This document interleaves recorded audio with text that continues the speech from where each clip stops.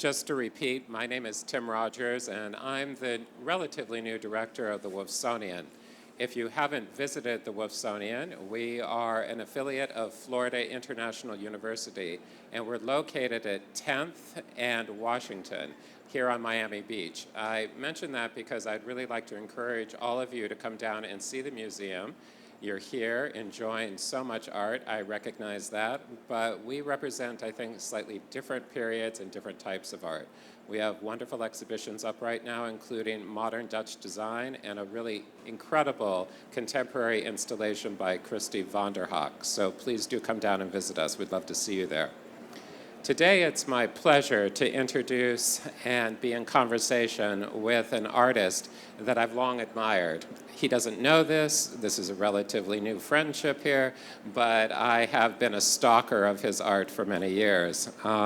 Mark Dion's work first came to my attention when I was living in London, and I had the extraordinary experience of just kind of wandering into the Tate, and his installation, Tate Thames Dig, from 1999 was on display. And I remember how impressed and confused I was, and that's always, I love being confused when I'm in a museum. I think that people radically underestimate the power of confusion. And so whenever I'm confused, I'm like, this is good. And so I was very confused by it, and it was actually a security guard that came up to me and said, you can open the drawers. And I remember I opened up the drawers. And I spent a lot of time looking at that piece, and I remember thinking, how beautiful it was, actually. I think my first reaction was very aesthetic, probably because I'm a trained art historian and I go to a lot of museums, and I also probably think that that is my default reaction to things. And so I, was very moved by the sculptural form, also by the very, very precise arrangement of what looked like detritus, the remains of the day, if you will. And in a way, that's exactly what it was, because Mark and a group of volunteer archaeologists had sectioned off a portion of the banks of the Thames and, using very scientific, precise methodology, had excavated or found all of these remains. And these remains then were arranged in this kind of 19th century cabinet for you to look at. And so the cabinet was beautifully constructed, the arrangement of all these things was perfect, and so I really loved it. It took me, however, many years later until I started to really understand all of the different ways to think about the piece. And particularly, it's really incredible kind of sly humor. And it is one of the things that I most appreciate about your work is this kind of subtle humor that is always there. Part of that humor comes from the poking that you do at not only myself as a member of the museum world and formerly an artist myself, but also of all of the different ways that we kind of construct order out of chaos, the ways in which humans try to create systems of learning and institutions and professions so that we can feel more comfortable in a very confused and chaotic world. All of that, as we, I think, learn as we get older, is nothing more than our own hubris, and it doesn't always lead to greater understanding. But nonetheless, we hold on tight. And Mark, in his own way, both is working with that kind of thinking and poking at it at the same time. And that wonderful two-step that you do in your work, I just find so profound, and it draws me back over and over again. I give this rather lengthy, example because I want you to know how much I appreciate your work, Mark, but how excited I am to have a piece right here in my new hometown of Miami. Mark has been working at the Kampong, and the Kampong is a wonderful garden and house that was once the place of the research and the living of David Fairchild and his family. At that particular location, there is the original lab and office of David Fairchild, and that's where Mark has been working, kind of creating a work of art. I'm not going to over-describe it because I don't want to give too much away, and obviously Mark will be doing that for himself, but let's just say I think you'll find it quite remarkable. For those of you that are Art Basel VIPs or you happen to be fellows of the Kampong, you can visit the installation over the course of this week. And then on Monday, it's going to be open to the general public. So I strongly encourage you to go down to the Kampong, which is in Coconut Grove here in Florida, and see this remarkable installation. I think you're going to enjoy it. Well, I think the appropriate place to start our conversation then would be with David Fairchild and this project that you're doing. And if you could tell us a little bit more about David Fairchild. Well, before I get to that, I want to say I appreciate that you like being confused when you go in the museum, because that's, I think, part of my job in my museum interventions is really to push and broaden and explode your expectations of what a museum is and what a museum experience is. And because I'm not a museum professional in a sense, and I'm not an art historian or a scientist or a social scientist, I have a different set of obligations, and I can antagonize the viewer, and I'm also not obliged to tell the truth. And there's a whole series of things that I can do that I think create a very exciting experience for a museum goer, that really challenge and push people's understanding of what museums are and what they can be. And I think that idea of productive confusion is something I'm very, very interested in. And I think that's one of the things I worked on here at the Kampong. So let me just say that I have been working here at the house, the historic home, and the biological laboratory of David Fairchild. And David Fairchild is this very interesting character for South Florida. He was America's premier plant explorer. So his job was to go around the world, find useful plants, and bring them back into the United States. And part of Fairchild's experience as a traveler was realizing what a pathetic diet we Americans had. And we had use of such few plant varieties. So Fairchild was in love with the tropics, and he brought to us all of the tropical culinary treasures that we have, like mangoes and papayas and avocados, and he introduced figs and dates and Meyer lemons and blood oranges, in addition to all the super useful things he produced, like winter wheats, barleys, grains that became the major grains grown in the United States. So in terms of economic botany, he's the superstar of economic botany. But what I like about him also is he was a public intellectual. He wrote popular books. He wrote books that were a combination of travel, adventure, and botanical science, and they really appealed to a broad public. He was a nominee for the National Book Award. So he not only had the rigorous chops of a very serious and highly trained scientist, but he also had the sense of duty that I think the best scientists have and the best public intellectuals have, to not just keep that for himself and his community, but to try to talk about these issues in a broader scope. So that's what I sort of admire him for. And when I was asked to look at the Kampong to develop a project, that's what attracted me to it. Like, here's the home of this remarkable person, and it's an interesting place because it's a botanical garden, but it's also a laboratory. The garden is the lab, and that's really exciting. So, as I mentioned earlier, I'm being very careful in describing what it is that you're creating. I'm calling it an installation, Yeah. not a recreation. So maybe you could talk a little bit about how it is you'd like the visitor to see this, because I know it's important sure. that it's not a recreation of his office and his lab. I want to show some pictures, maybe. Oh, here we go. So, one of the things I'm really inspired by in this piece, and also in a whole series of works, are period rooms, right? And period rooms are such a weird thing in museums. And of course, period rooms start after the First World War. People are coming.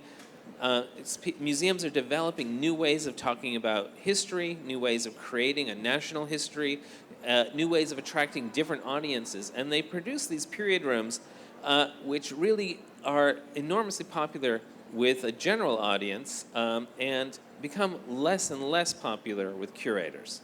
So by the 80s and 90s, we're losing a lot of period rooms. Curators are not interested in the lack of rigor that one might find in a period room, or how much space they take up and how they stay forever. They want a more dynamic space.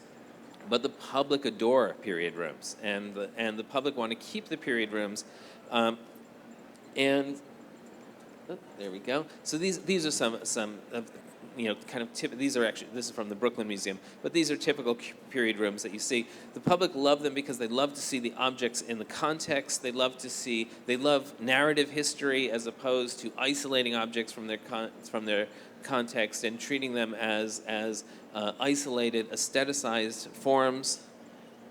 And period rooms can also tell a variety of stories. So it's not just the sort of treasures of the ruling class, but you can be used to tell vernacular stories as well. And they have a kind of cinematic space.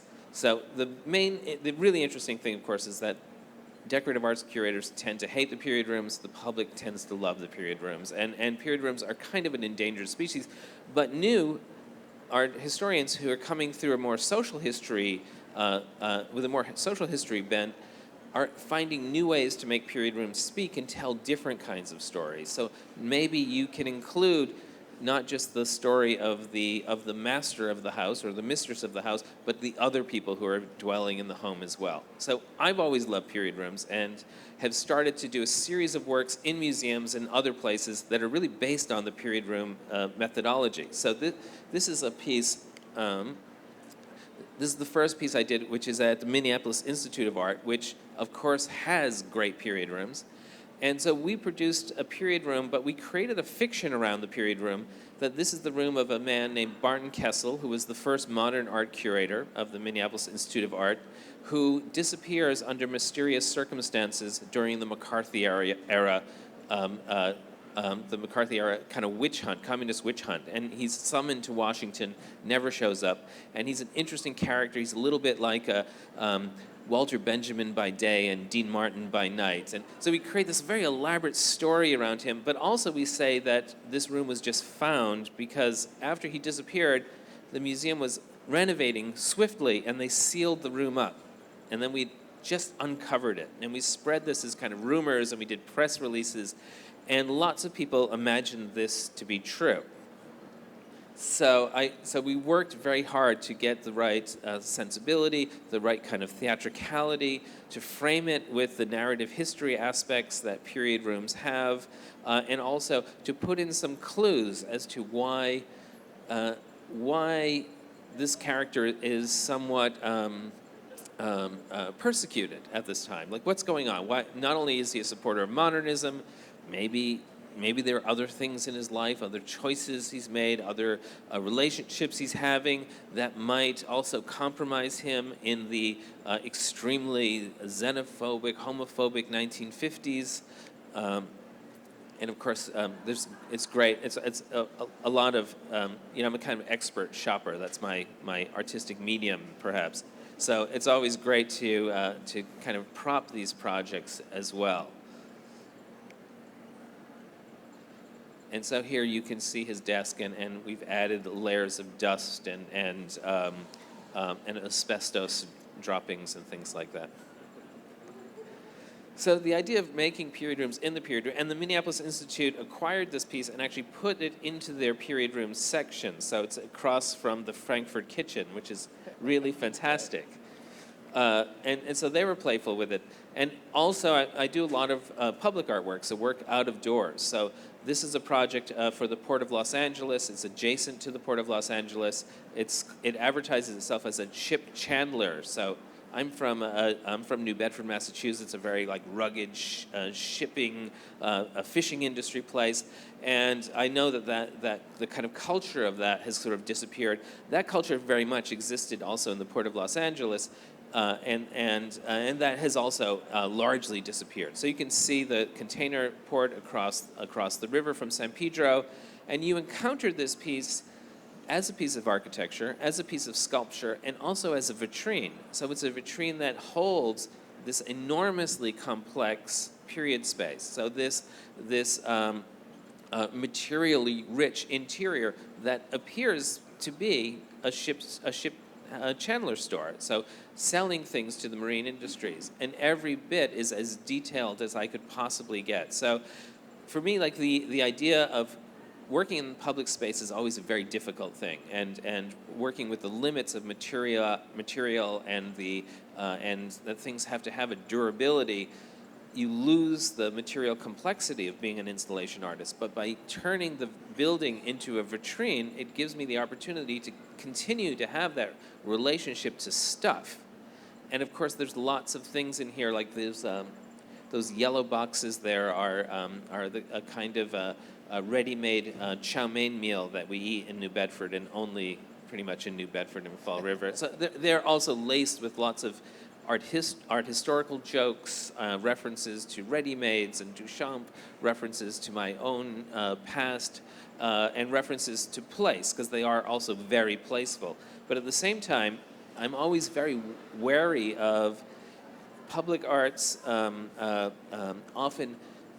Public art can often fall into the problem of flattering communities. So I also want to explore how to confuse that narrative as well. So in this case, I'm mixing East Coast and West Coast, European and American, South American and North American objects as well, so it doesn't become this kind of fundamentalist exercise in promoting a particular place, that it becomes a more international and complex place. Of course, anyone in the fishing industry has to take a lot of drugs right now because things are not going so well in the international fishing industry. And you see that there's also stacks and stacks and stacks of unopened mail there. So it's the kinds of, so this is really, these projects are creating a kind of portraiture without there being an actual subject in a way. Or I'm creating a kind of character, whereas working at the Kampong, I have a character, and that character is David Fairchild. So I wanted to mention, for those of you that have never been a curator or haven't worked in a museum with period rooms, that you're absolutely right. The amount of anxiety that goes on among the curators who have to deal with period rooms is really, really high. I worked at the Rhode Island School of Design Art Museum at Pembroke House, and not only is the house actually not of the time period that they're trying to depict, but a lot of the objects probably wouldn't have been in that house, and they certainly wouldn't have been from that time period. And so endless discussions, endless. And so what happens with so many period rooms that still exist is they get stripped more and more bare because of the anxiety of the curators, because they don't know which stories they want to tell, and they're so anxious about it that they eliminate more and more. So when you go into kind of contemporary period rooms, very distinct from what Mark is talking about, they feel extraordinarily sterile to you. They're often like, wow, if people lived like this, they were the early minimalists, and they were so incredibly clean. And that's because those period rooms are reflecting the anxiety of the museum people. And so a lot of the humor that I'm talking about when I mention Mark's work is to be found in that tension that he creates between knowing the mindset of curators and museum folks and then kind of tweaking it slightly. But from the inside, and I find that curious. You don't just kind of come into institutions and then leave. You really embed yourself, as you're doing at the Kampong right now. Yeah, I mean, I think with those artists who are interested in engaging institutions and a kind of institutional critique model, I think that there's a lot of artists who also identify with aspects of the institution. I think that a lot of people do believe like the institution is irredeemable and is so much the kind of ideology of the working class that the ruling class, that it's not worth dealing with. But I think other people, and I would certainly include Fred Wilson as part of this, think that part of the job of museums working with artists is to make better museums, is to make more interesting, more democratic, more responsive, more energizing spaces. And so I think that that's definitely my way of thinking too. I like to work with the institution. I like to try to take the institution at its word of what it wants to do and what its mission is. And so, and also I think this idea about period rooms, that the idea that everything has to be precisely of the moment, is of course absurd. No one lives that way. My apartment in New York has lots of things from the 19th century and even 18th century and early 20th century in it. I don't have a bookcase filled with only books from 2016. I mean, it's an absurdity. Right. So the idea that we would project that onto another period is quite strange too. So one more example I want to give is this. This is the Rose Art Museum, which like me is from 1961, and the Rose Art Museum is a really beautiful modernist building. It really kind of rebuilds your faith in the best of, it's a jewel box, it's the best of modern design. And it was built not for contemporary and modern art, which is what it's known for now, but it was built to house Mrs. Rose's collection of colonial ceramics. Now, colonial ceramics is a really hard sell for university students, right? This is how it looks now with the addition in the back. The first building is very well preserved. And this is how it looked when it displayed Mrs. Rose's colonial ceramics. Louise Nevelson, when she did an exhibition here, she threw dropped cloths over the colonial ceramics exhibits, and soon they actually disappeared. And actually, no one really knows exactly what happened to Mrs. Rose's collection, but it's certainly not there anymore. And what became more interesting was that Mr. Rose had this strange collection of things like paintings, just gigantic paintings by people like Klein and Motherwell and Pollock, and pretty soon people realized maybe Mr. Rose's collection fits in here better. And so that's part of how the Rose became this kind of incredible collection. And I was very interested in returning some aspect of that original 1961 collection, but also working with the university collections. And the university, like a lot of universities and a lot of museums, they get things that they don't necessarily want, but they can't turn away. And so these gifts of things like snuff bottles and ceramic figurines and third-rate paintings, they can't say no to. They will never show them. Some of them are actually very fine things, but they don't fit with the museum or the university's mission. So what happens to them? They kind of languish. So I wanted to find a way to bring those back. And so I created the period room called the Undisciplined Collector. And I took the most abject space in the museum, which is the top of the staircase between the new addition and the old building. And we created this 1961 bachelor's living room, and this is a character who has the passion for collecting, but doesn't really know exactly what he should be collecting, so he collects a little bit of everything.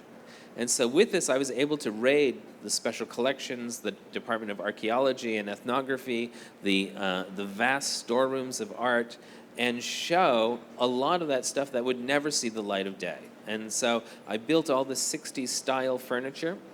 I bought other furniture actually from the period, and unlike those period rooms that are separated by a plexiglass panel or a rope, you can actually go into this period room and you can sit on the sofa and you can flip through the magazines. There's the entirety of the 1961 New Yorker there. There's Escapade, but I don't recommend you look at that in public. And we turned every aspect of this room into this vast collector's space. Of course, there's a liquor cabinet, and and the director has the key, of course. And all of the room is filled with things from the period and from the collections. And then there are these great things like this Magritte drawing, which they weren't entirely sure they had. And we have some Stuart Davis watercolors, and we have lots of other things, sort of lesser known, even quite terrible artworks that happen to be there. And there's also a record collection and a working record player, so you can come into the period room and play records and hang out and look at the weird mixture of materials and collections that they have that are where I'm really pairing things that would never normally be paired. There's also Joan Crawford's awards, because Joan Crawford was a big supporter of Brandeis University and gave all of her awards. There's the one teapot that belonged to Mrs. Rose, the only thing that's left from her collection, colonial mourning piece. And then there are cabinets that you can open the drawer and see a sampling of the numismatics collection. also mixed with Greek bronzes. They have thousands of wonderful Japanese woodblock prints, but they'll never show them because that's not what they do. So they just, nothing happens with them. So at least we're able to show some of them. So that idea of trying to actually solve a problem for an institution is something I'm very excited about. Like, I figure out what the institution is, what they want to be, what maybe they can't be because they can't, there's only so far, the risks that they take can only go so far as academics, which I don't have the same limitations. I can be bolder, perhaps, than they would be in terms of putting things together. Like in terms of mixing objects from their collection with objects that I just bought because I thought they would work in this grouping, like the swizzle sticks, mixed with their collection of Gilded Age pencils, mixed with the collection of the first year of invitations from the Rose.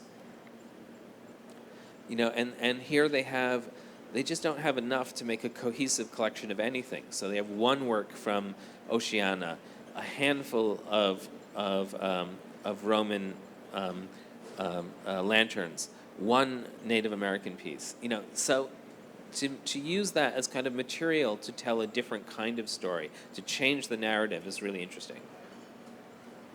Well, related to that, because I'm curious, I enjoy being confused. I obviously appreciate your art highly. Other museums are commissioning you, so they do as well. But you must get some feedback from curators or academics or professors or even audience members at times where they're confused and not necessarily happy about the experience. So talk about the range of reactions that you get, even using this as an example or others. Well, but I think that the idea that not everyone would be happy, that happens in conventional exhibitions as well. So, and I would never want to, I don't think you make art to make everyone happy. That part of the practice is about being an irritation and really challenging those expectations. So for me, it's kind of fine if some people find this an uncomfortable place and don't agree with me. I don't expect that people will agree that my way of doing things is the best way. I think it's important to kind of lose lines, but at the same time, I think it's important to also to point out other possibilities. So in a case like this exhibition, my goal is really to get things out of cardboard boxes where they've been for decades, and they're not doing anyone any good there, right? The snuff bottles are actually beautiful objects. They're great. So the fact that no one has seen them for decades, I find that to me, that's like an offense. So why not bring them out? And even if we create a different kind of narrative around them, they still maintain their own integrity. And that's what, for me, that's the important thing. No one knows that there are, 5,000 Japanese block prints there. So just show a couple of them, and at least maybe that leads someone off on a different kind of wild goose chase to find these things or to use them or to see them, because if you don't know they're there, nothing happens with them. So I'm really excited about the possibility of getting enormous amounts of stuff out in the world. Right. Now, the projects that you've been talking to up to this point involve kind of elaborate stories or narratives about people that didn't exist or Right. who might have existed in some version, as you've just mentioned with this one. But you're currently working on a project with somebody who has a very important history and did a great deal of important work. And so I'm kind of curious about the different types of thinking that go into a project where you're working with a historic figure, and in this case, in a location of great importance to him. And I've worked a lot with different characters in the history of natural history, in the history of, to understand our attitudes toward nature, it's really a history of ideas. And sometimes those ideas really coalesce around an individual. So historic characters or figures like Rachel Carson or Darwin, there's really like nature before them and nature after them. They really do shift a perspective on what we get to call nature, right? And so so I have that in my work, the idea of using these figures as a way to map our map our movement of how we've evolved a kind of suicidal relationship to the natural world, and that's really a particularly interesting. Those are interesting footprints to look at in the sand, and Fairchild is one of these kind of quite significant characters. Fairchild is, it really stands in for the whole practice of economic botany. So the idea that one can move plants from around the world and bring them to other places, which has always been thought of as a very heroic endeavor. Thomas Jefferson writes that the greatest contribution a person can make is to introduce a new plant to their nation, right? A new useful plant to their nation. So, and that's very much the way that Fairchild is going about this, and the way the Department of Agriculture is going about this. And they are economic botanists, but what they're not, of course, is ecologists. And so we know that his department introduced 58,000 plants into the United States. And we also know that some of those completely altered the United States economy for the better, that like winter wheat or hard wheat. It was almost impossible to grow wheat west of the Mississippi until they realized they had to look for that wheat in Russia and in Eastern Europe. And so that created the juggernaut of the American wheat belt. At the same time, they introduced things like kudzu and Brazilian pepper tree, and these things that have been ecologically disastrous. So this is a really interesting story in that way, because you can tell these two very different stories, and these are not stories, they're stories that were not really conscious at that time, right? So Fairchild is extremely important as this kind of figure who stands at the changing moment from one ethos to another. So lots of things that were brought here brought with them fungi and insect pests. Lots of things became invasive things, and lots of things also created the American juggernaut as an agricultural nation. So there's a lot there to tease out. But also Fairchild was this kind of interesting humanist and a very, someone who really mentored other scientists and someone who wrote about travel in a way that was not xenophobic and overtly racist compared to his contemporaries who were writing really, their descriptions of other places were full of terror and violence and exoticism and racism, and Fairchild's a very different kind of character than that. So he wrote it quite respectfully in comparison. So there's just a lot in a person like that. So when I come to the space, this is kind of what it looked like. It's really empty.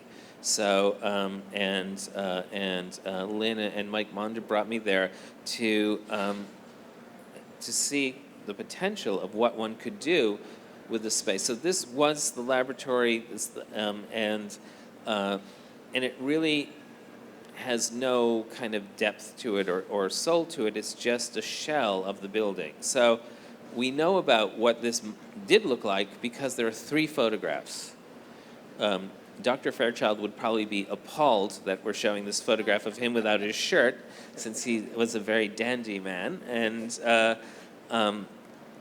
so there's that one. There's this one, which gives you a real sense, especially of his very particular and somewhat chaotic way of organizing information.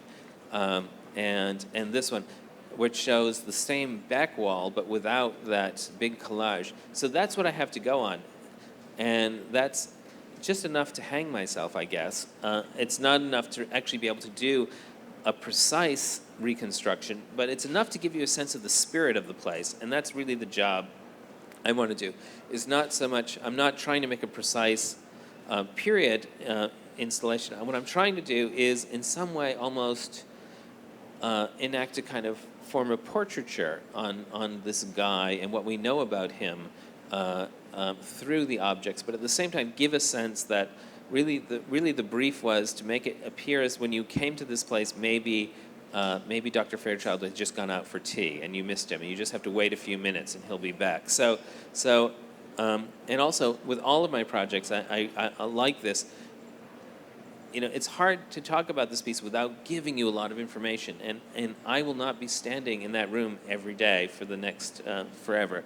So I also produce these small books that give you enough context to be able to understand who this person was, why it's interesting to engage with him, a timeline of the space, a sense of what his interests and passions were. And he is really very particular. I mean, this is a man who was in love with the tropics. And so this is how the space looks now. This is the completed space, which I hope you'll all come to, which I hope feels as though David Fairchild is still there, is still working, is you get a sense of his rigor and his sensibility. Also, I want to give a sense of, he certainly did not work alone, as no gardener works alone. And there's not really much there to give you a sense of the people who worked with him, who worked incredibly hard. This is one of those places where if you dig for 6 inches, you hit coral stone. And so every tree has to be, the spot of every tree has to be excavated. And so there was a big team of people working with him to make this incredible magical space.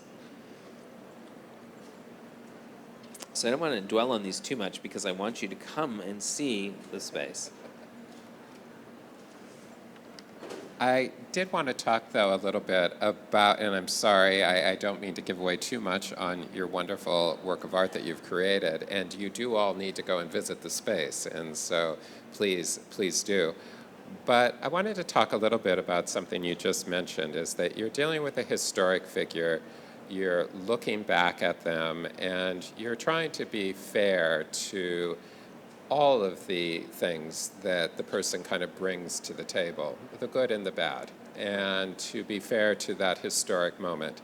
And also to give complexity, because oftentimes period rooms created by museums and curators, if they're specific to a person, will gloss over any harsh realities in order to kind of affirm and aggrandize the person. Right. And I know that you're trying for something more complicated than that. Could you give us any examples of that in the installation that you've just created? Well, I think, for instance, there are a lot of the things sort of on the walls which talk a little bit about he had this way of putting information on the walls that give you a sense of what he's interested in, what he's studying. And there's certainly things there that refer to his early interest in, like a lot of scientists who were studying genetics, and particularly plant genetics at the time, he also dabbled in eugenics, right? So that's like a real part of his early life, and which he, of course, later, through intense fights with his father-in-law, Alexander Graham Bell, who was completely against eugenics and eugenic thinking, and definitely turned Fairchild against it as well. But that was like many scientists, like the people from the Natural History Museum in New York, that was a part of this pseudoscience absolutely infiltrated their scientific discourse at one point, and that's a very real thing. So there are some references to that. I would say that's the sort of that's the most problematic thing in the Fairchild history, as well as the aspect of invasive species and invasive insects and these kinds of things, which I think that was very much thought of as a possible trade-off to the economic benefits. And so, at the same time, Fairchild is also one of the first supporters and planners and thinkers about creating the Everglades. So that's a very positive aspect of him, and he was a real mentor to Marjorie Stoneham Douglas. And the document preserving the Everglades was signed there at the Kampong. So, as you say, it's a complex story, and it's a complex person, so. Well, and I just want to commend you because, the history of, in this case, as you were just mentioning, eugenics is a very complicated one in the United States and around the world, but it's one that's been suppressed. And people who have been involved in that suppression are the very institutions that we've been talking about, museums and others, because it is such a complicated and ugly history. And so, yeah, and good for I you. find that, I mean, I think that that is exactly the opposite of how we need to deal with that history, is lots of organizations that I work with definitely have had, that's an aspect of their history, and the best way to deal with that is to be as straightforward and honest about it as possible. Instead, what they tend to do is to bury it, and that's exactly the wrong way, I think, of dealing with those issues. Exactly. We are going to go to questions in just a moment. I will wrap this up, but I wanted to wrap it up with just a little bit more of a positive thought. And one of the things that I always also find intriguing is your process, as you've already mentioned, is very much involved with shopping. And I like that. I don't think we talk about that enough. Artists are great shoppers as well as many other things. And so talk a little bit about the creative process of shopping. Yeah, well, I mean, this is a project that really, it represents about 2 years of really searching quite rigorously for some of these objects and having a sense and of what I needed, and also trying to find pieces that are period specific, material specific, and very likely would have been in the building. So, and that includes books. So trying to find things that are relevant titles, things that he certainly would have read, things that he could have read, things that would have been in that building. And I'm someone who really never misses a flea market or a junk store or an antique mall. And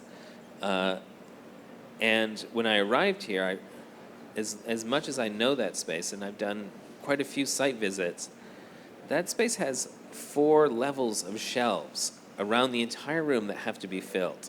And that's a lot of stuff, even for me. I sent 41 boxes of material down over the last 2 years. So, but that still wasn't enough. So I also had to hustle here and find stuff. And South Florida is not the easiest place to find sort of primitive used things. It's quite tricky, although I highly recommend, if you have the stamina, the Fort Lauderdale swap meet.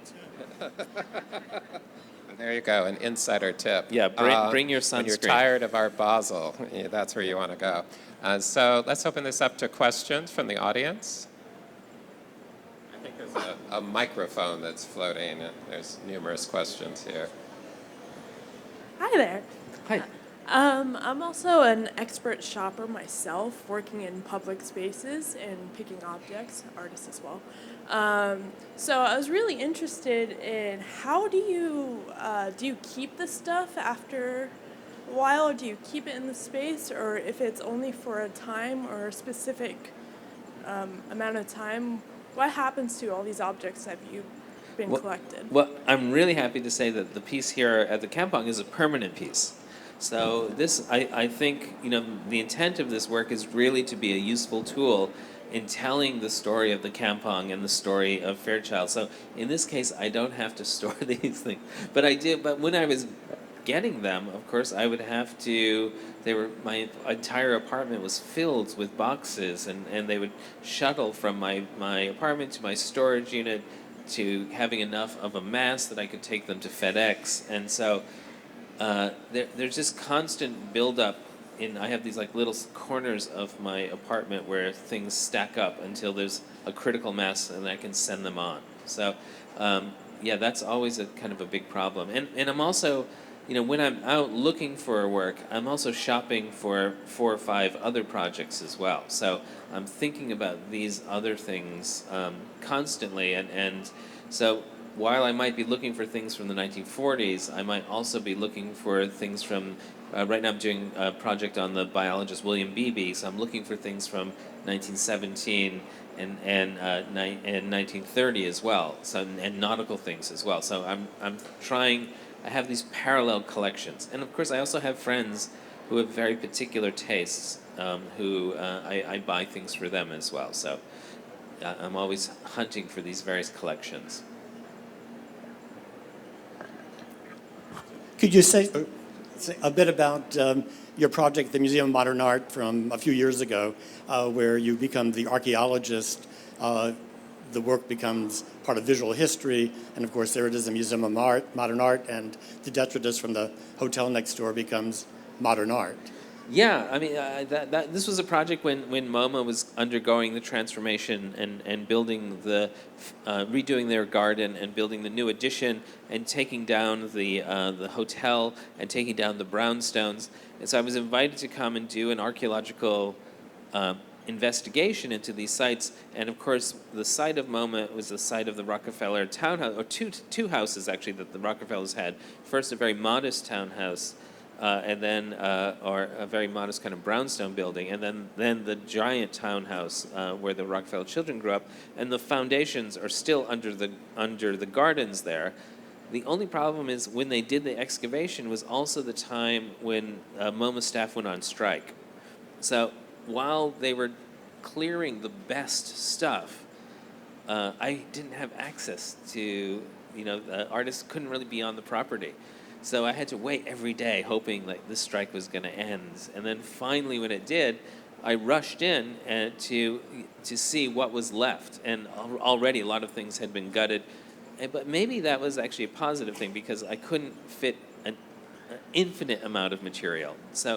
But it also reminded me of the model of rescue archaeology, which is the model that archaeologists can't save every site. So there are still, to this day, Roman sites in the city of London that get destroyed to make parking lots.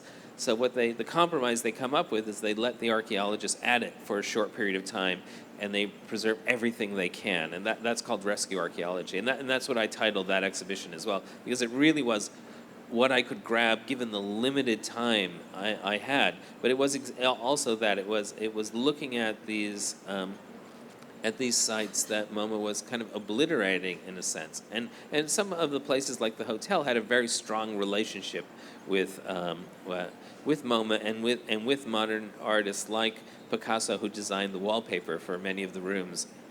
So I also tried to preserve some of those scraps and give a sense of just how little can be left from places like that.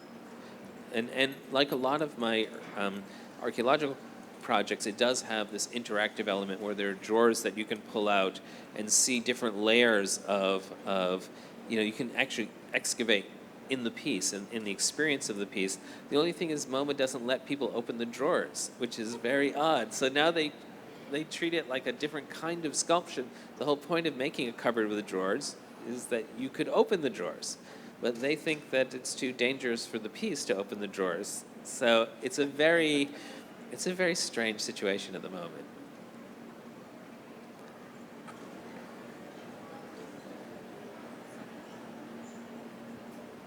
Hi, I'm a big admirer of your work, and I have a question for you as well. I feel like, I'm interested, I guess, in how we are so obsessed with preservation, and if you have any conflicts that come up in your work as far as preservation goes as a society. I feel like we preserve like almost everything, or collecting everything, and I'm wondering about how you feel about that in your work. Well, I actually like that. I'm a material culture guy, and I think it's actually, I think it seems like we preserve everything, but I don't think we actually do. I think it's it's interesting to see what gets preserved and why, and how many things that are, especially sort of popular culture things, just disappear. And things like packaging, for instance, and I mean, we certainly.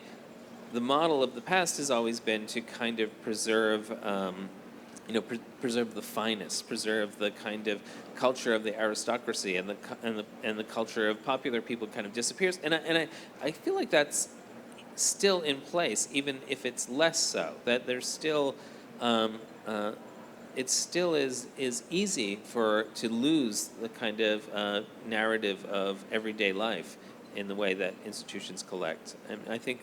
I think the Wolfsonian, in the broad aspect of its methodology, is really an interesting example of another way of thinking about that. That kind of comes through a more fascinating shotgun approach to the collecting of culture. Well, thank you for that shout out. If you haven't been to the Wolfsonian, I really do encourage you because it's not your typical museum. We hold over 180,000 objects from the time period of 1850 to 1950. And our founder really did kind of dismiss that idea of the best, instead thinking about all objects created by humans have interest, they convey ideas, they tell us about our time and our place. And to only collect the top half of 1% is to miss out on so much of what was important to the people during any period of time. And so while 180,000 things sounds like a lot, it's just the tip of the iceberg compared to what was actually produced during that period. But it's so much bigger than most other museums. And in the archaeological projects that I do, for me, the most important moment for the viewer is when they find themselves in the piece itself. Like when you open a drawer from the MoMA cabinet or from the Tate Thames dig, and you see something that you have used many times and that has a direct relationship to you. And of course, that's going to change as the piece ages. But it's also interesting that, for instance, the double-edged razor blades that people used to shave with, someone who is maybe born in the 50s is going to recognize what that is. Someone who's born in the 90s is never going to have seen that object. And that happens very quickly. Okay, we're out of time. Oh, are we out of time? Well, thank you all so very much for coming out for this. It was a real pleasure, Mark. It was wonderful.